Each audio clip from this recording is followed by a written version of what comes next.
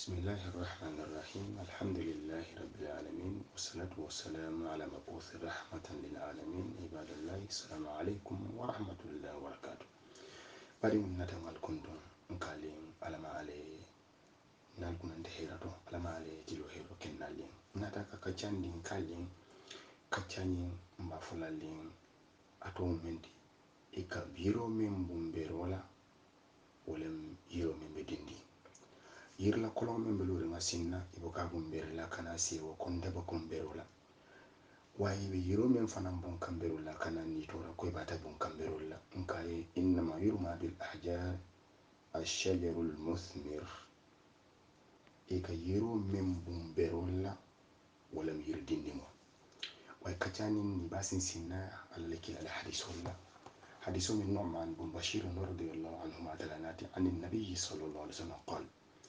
مثل القائم على حدود الله والواقع فيها كمثل قوم استهموا على سفينة فأصاب بعضهم أعلاها وأصاب بعضهم أسفلها فكان الذين في أسفلها إذا استقوا من الماء مروا على من فوقهم فآذوهم فقالوا لو أن خرقنا في نسبنا خرقا ولم نؤذي من فوقنا فإن تركوهم وما عادوا هلكوا جميعا وإن أخذوا على أيديهم ونجوا جميعا. بعدين نعمان بن بشير رضي الله عنه أكو على لكيلاكو صلى الله عليه وسلم مومن يانو ولي لوتا التلا لفرونتشير ولا أني مومن ما سنة دانجي ولا مومن لوتا التلا يا بل من أيوتوجي أيا بلا من أبو كيكا ani momen yanol min diyata wol keka ako minul fulo misalo altalla le kila misal balla ja akaba comme le ko mol min dun takulun kono kulun ifutata kulun pour ka dum ba kono ya lotire kadu kulun ni eta santo ni duma talem bebe le fide santo la kadi be fewol je kan fonyo be feka woto dum ibe dum takunna je ako ya lotire biri ya lotire dol yi duma la soto dole santo la soto sila men ni duma la soto ani men be santola ni wolbe men be duma la ni la fite jidi mala bar ba jiyo ko malti foita santo mo le wole jodi la iko fanyen ko ninga yanninga fonti peut-être ko to la lete jiyo ni afon ete jiyo soto no la bale kulungo fan foita santo pour que jiyo bi iko misalo lam alal kilana sallallahu alaihi wasallam ay dunya misal nyamenna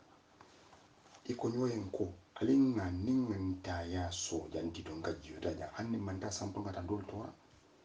ako ni sampo ko liye tuje ye kulungo so pour ka jiyobi iko ele liberté le mit le ko la jite le fantam akoy bebe halakilal bar ni ye bulol mudi manson akoy be sakisa misalo le men badi mon Allah kila sallallahu alaihi wasallam ay mujtama'ul bashari hadama dingol le société be bendi nyami ani men yanu la mo kurungol ba kono hada dunya balu hada madimol be fiha al akhyar wal ashrar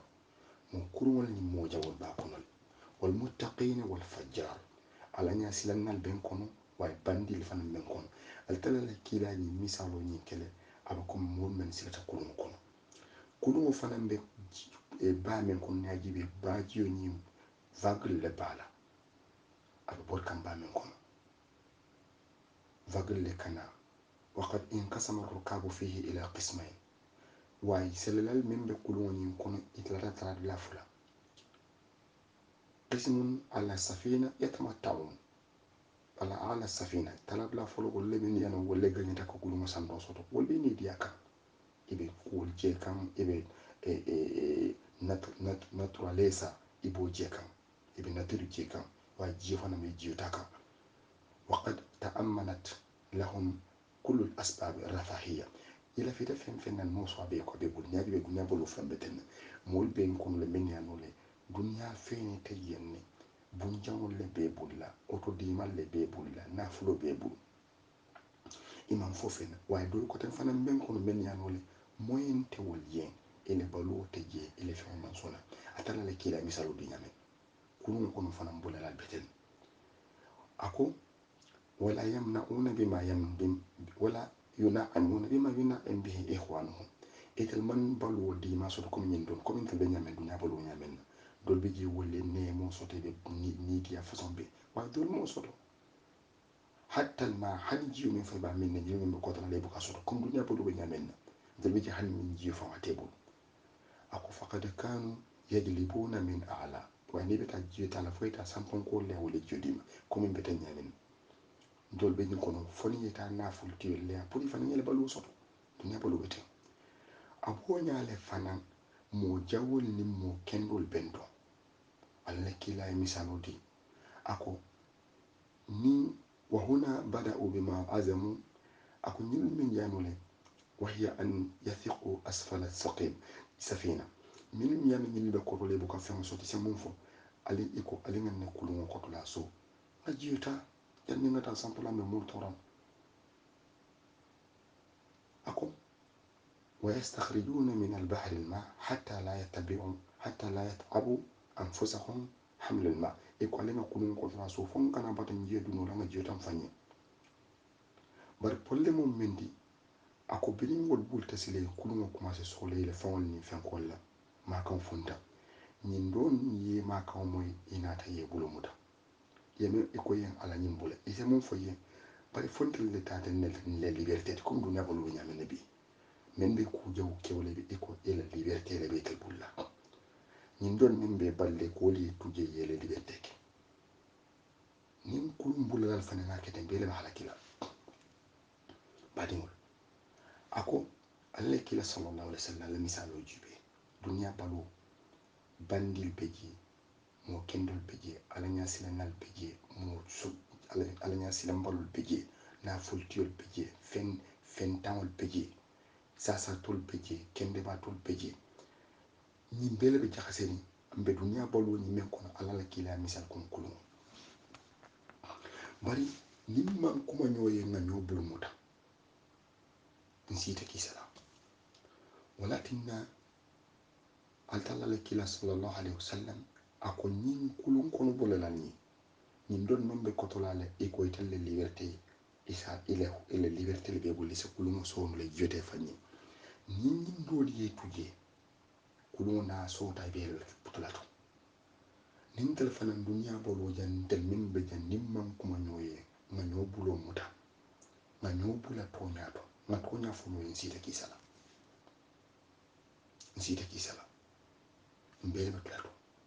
woto wala tinne fonga ñola bul ko yen ben yiro men yano la mol ka wala bumber wala mi yiro men be dindi al mutajannibuna kusur men yano la wala katre fanjang fandila fengola memmu itati nyanta kumala asiata wadi ngol kulungo nyin kono bulla dunya bulu nyin kono bi misilime kunda membe kumala kadde daro kadoyata mungado yandi annaka qulta ma indaka ilm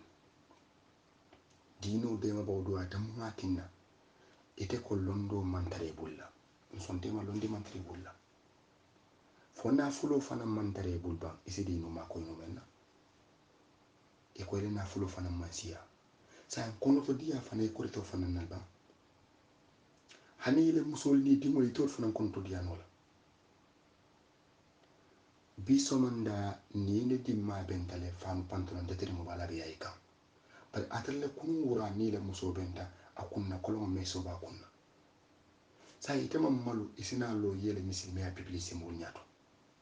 yemum findi misilme ya la yemum ke misilme ya ye iko itema lundo soton sontele londin tanyale ko ite fen fono la di mo fen fono la moli iko na fulo table fana ise misilme ya fana finance damento basila kono to dia fana ito fana kenola mo misilme kun musilmoli basila hanile dimba ya fon wala fana fote le kono yala ile dimba ya fon wala fote le kono yala badingol aliki alayhi salatu wassalam mol kana yale ni tuwita lumenna akoyen alta kuma lembole badingol bete kenola londi tioti aliki la kul ballighu anni walau bi aya al futandiro kenyi hanni aya kilinnem bari yite wulita ite men hadise kiliyo be londo di kan hakilo to be kumul fole mal bari ko ye yiro men be pon dindi karol bomberola mulle kuma kamo bat nele bang ite ile hadise kiliyo men karan ite wo fola moli bara lon niya fo commencer dol ba fola munala londo masia fontel ko yen fo ite ko moli le londo sia tala ibe dol jelo be tala la ko le seke la fo ite be borle le ko seke mo tumo men ala le kila la ko seke ta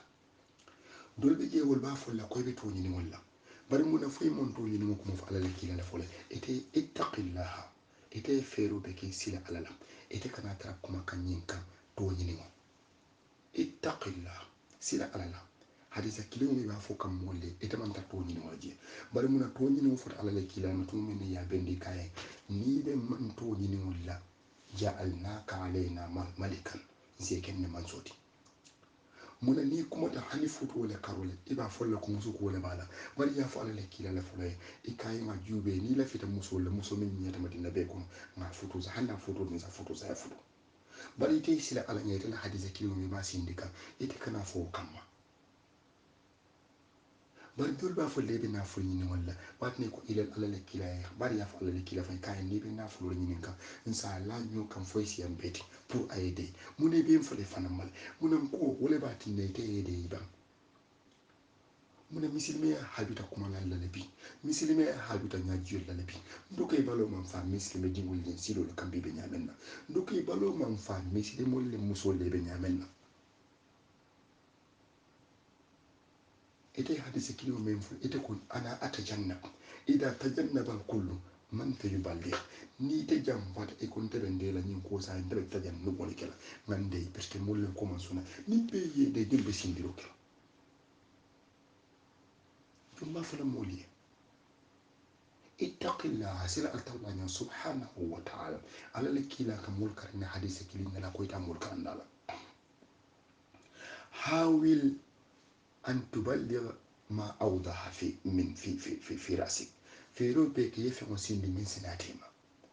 ويبلغ ولا تبتدع ويسنديرو كي كنا كوكوتا كوتا ياندي اتبع ولا تبتدع من بولا نوموكي بولا لونا نوما من بيتنيا إفنانا موكوتا ملوندي بمنيا من الشيخ صالح بن فوزان الفوزان أتكلم كما كانت سينو الدنيا بما بي من فو تاليبول لي كرابول وتاليبول فنان تاليبول صدو والفنان تاليبول صدو بري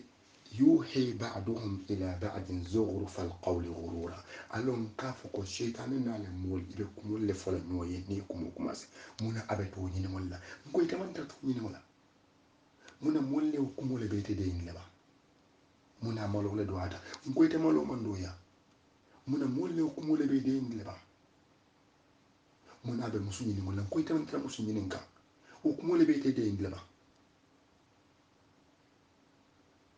badi won misidme haajuro kuma lalla ko hadisa kilin be te be te hadisa kilin karne ite selal altalla subhanahu wa ta'ala ya sindi ba mol be kile men haajo bala ite hadisa kilin men kanan kumo ya tinne te ye de molle kumo te te jan no boke ye de ite sonna kuma ite sonna fen fola jombe sindiro kala tumo min alala kila ko balde wo anni walaw be ay al sindiro kenyen hani hadisa kilin ite ya mina kafo ko ite le suwani le salo doron ni wasale tumo min ite buka kono to dia soto muslimo le hadisa kilin be te bulle ko ita fola ite men hadisa kilin soto munna tinne te man sonna karan fo ite mi ite le suwani le salo ni wasale misilimol fangol mandino lon situma kafir adun kafirol ni men bejel ibe tel la ballondiro batun kan ibe tel batun kan yasinandi kongol kon foye tubi ite nyina ta kafu ko altalla te nyinin kan wala ba kafirol fon altalla se nyinin kan wala munna alman fen foye atre tel misilimol fangol ite ma fonol bal ite man na fulo soto ka dilam islamia defendir waye iman londo soto ka kuma waye kono to dia fana ko to ken wala misilmol hani musol ni dimol fon man kono to dia ken wolde unta ya be tebul mislime akon to mum men nabi so manda ni tim muso ben de pantalon de trim wala ko ata kunu wura ni musola benta kunna ko me so ba ko la mum fen wi bete bul misilimi ya kono ko ye mum bete bul ji iti amira itele suwoni saloni ni wasale tumo men na sila mol men ma misilimi mol men ma misilimi ya soto wala responsable be te misilimi mol ma yesindiroke sahabul yi balu beke tamare ni jiyol domo ima anya soto kata misilimi tareji kafiru tareya ke komandi tumo men itele item timol fawal ni musul fawal item wol fawal kono to diano yol bula siloto ni wol fundita kafiru fundita te ko bu nyoto ite kani la yesino hakilo be tekkundi ite men adi sakilin ni aya kilin kara iko molte fem fole tema iko ni te kuma da mol ba folla ko be to nyini wala ko ite man to nyini wala firu peke sila ala subhanahu wa ta'ala be men fokat ite kana ta to nyini nati bal balligh munam ko yi hakilo to yiro men tinta mol ko le bumber wala ni manke yiro bumbalo le ber wala herote ala herate dinne tala wala na mol ma bon ika futa nyomale ko ala le kila be nyaton kayani ni ngole kayan si ke nyaton ko te yede ika futa nyoma iko nabe muso le nyinin kaysa muso men nyata made ne sade makka isa hanna foto ne sa foto sadi ala ika futa nyomale ko nafu nyini na bolla ise nafu isi bulla nyoka fa ke bel nafu tedi kayede ako enten dela nden dela mantara nyin si nyinin ka itanin da hakilo be tenkundi hanin ne dino fo man sa tinya ba wajin ta kuma bal min ba da kanka kafu molle kono min be kala wal deyndi bawdi ni nga hadisa kilimo soto ngale kawon tonya fola la kawon do soto ikra jubele nin tonya fola nat hani tonya fola fama apprécier mbuko keno membe tonya fo kan ka funti to momen ye molje membe tonya wo kelende kan ye funti yelo ya fon ala kuma ko yala kuma ko apprécier fo do kala bari kele del tak men ya no wolle kesiata ya mire kesiata tonya kuma ko men nata man ye kare le tak ye tala kuma ko nin do ko tan compare fo ba jere kuma ko boy la ni mo so c'est des frères bade wole le muslimi hali tumume ye tonya kelendi be wolje be deeni bari imam wol kelendi de bari ma han funti fanan ka fuko makka tonya ka to niyo fo don tonya ni no mabawbe nasiala de isi de tak e ko ite mo muslim multi e ko ite mo dino fa sabawti ite man lonno sotono wala londin dingo men be bulla e ko ni kuma ta mol be fenne fole ma walat ne ye dey e bu ko sono kuma la hawla wala quwwata illa billah tumo men altalla yete harje ni kuloje sa tasi ite men londi tebul ba altalla yi sondo me da yele ka tonya je ya tasi ay nengo senandi ye kumono ikse kuno to dia ken e be deyri e ko sono kuma tumo men altalla ni dite mama di do katama e be deyri man kuma imam femfo na fulo men fana be bul imam altalla la dino fana de financer mo fana keno bari ilen dia hanlon de tije ila hakil da yelo se tonya ji ya tasi ibuka wuli tonya foto mo to ye tonya apprécier boko bari hanite musul ni dingol fongoli man wala fam bula no siloto ite se be imam malu ya yele muslimi ya funtini kene ko te bisimol aya tarande me ntel me je ibe kafiro no ibe kawandika ntel me je ibe muslimol kono to diaka bari tonya fongo na fota muslimi jama kono tonya wo kelendi bawol be je kare yele takito kumala ibuka kelendi bawol kelendi bari ibuka tonya fon apprécier bari mo fana sikene e musul fongo ni dingol imam wolle kono to diano kunun biso mandan ko e ni di mala benta pantalon deteri wala bala mini falda be di musul flan nyawla bay kunun ni le musul folo le benta kunna kolon kunun ko ni le musul flan nyawla benta kalo ba ko me kalo be la def meso la ka ite sinalo muslimu jamanya to yele silamiya yita tumo men altalla lafita akoy yite ko tuma men muslimu lo moyti yele dimba ya be mota yol bula mar islamia la maro kono way akoy kafirul men man tubi fero pe nyame ni be kuma le nyame ibe killa nyame foy dino nyen fam ite nyina ta kafirul lo tala nyina ta wol tala bari ite dingol ni musul fo no ta soto bari ma si bo momenti men ya no le wolle londin din soto wol be kuma kan e kar wolle fo seke abe to nyini walla abe dara ni kulla barale londo masiya ittaqillah ita men be kuma kan foy ko mo len ko londol sata ita bulla ngoy mo fo moy ituje ya fo ko le londo masiya ita man londi siya fo ita men fo sinati man fero be ke yem men fo ay sinayma ittaqillah ikana ta to ni wala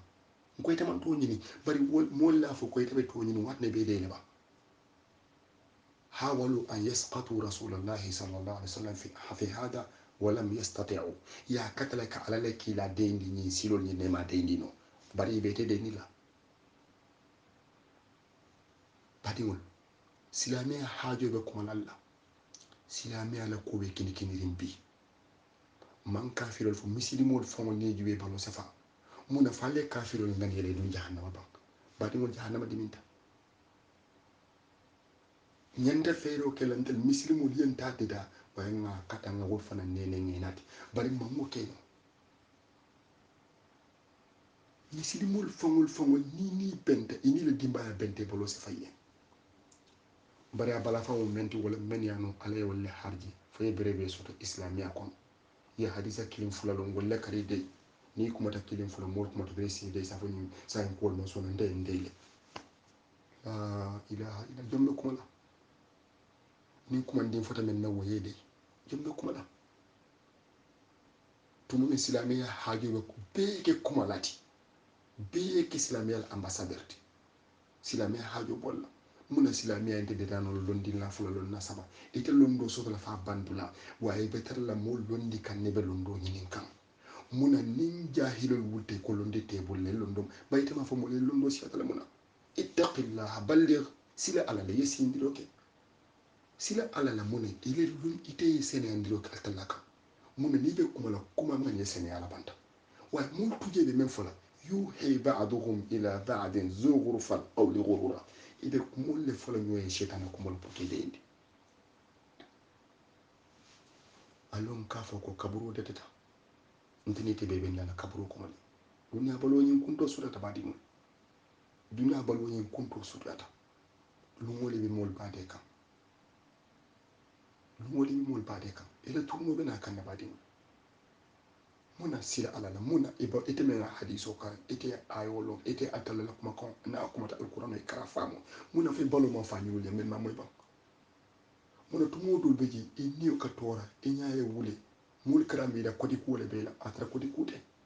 bali nyaabe hadama di ngolle kenyala ni fata nyinte men be nya way ni tora bali ni mete ni tora way satala lonna pumba beje wala ayol ni hadisul ngala ni kala bari satara fawon pumba beje kala fi lan durum kuma kan ken durum tati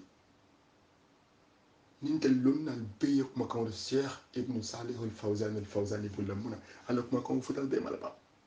bari ko men ni dondin ka famo arabu kanto unte lebata la moyla ala kuma kan tawhid wa na nyul lonna ko to dal fana ma sindi don bari shaytanul betal lan kon le men be yayi le kara famo ala londo man siya waye dam ma tambi mul fana betal lan kon men betal le londo jurandila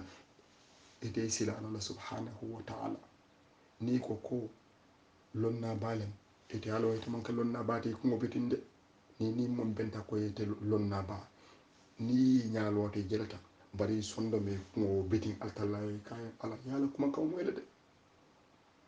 tedu ngal le londi man 30 bulle men dimbe bulle 30 ni malon tam jonti allahumma la tu'akhidni bima yaqulun mario kana mutanin lakum wala afela kontem ala nyasila nat mario kana mutala ko wala ndenga lon nen deman sile tala nyanta sile le menna ala njeyi kan way wa firli ma la ya'lamu way ni manji ko men lon tato yam fam ma ala nyaaya be njeyi kan way waj'alni khayran mimma yazun way mfisi andi ni miroti mfisi andi ala miroti atayni ala nyasila somanda men tambi undi wukuna atama lo asomanda men mam foda jeto fa kana mutala fero ke mo fasoti bari jahilul lokuma kan kana dendi badingol bala falam de dunya balo nyin kunto suudi ata de muslimol ko be kini kini de sheikho do la wolu ngay photo do kim alama altallah hinalala alama altallah hinalala munka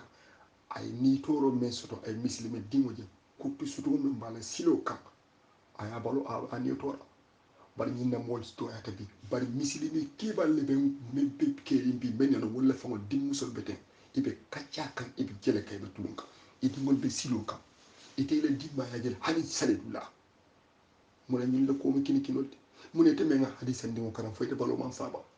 yulbe ci janni dunya wulo be ite ñanta kuma la ñin la ko mo mete balo fa bari mol men be kuma ndimo kele te mo kayite day ni yede tiñaro to warla ba alama talla hina lan nalla alama talla yan nalla junubol kafari nim fudal yan safali assalamu alaikum wa rahmatullahi wa barakatuh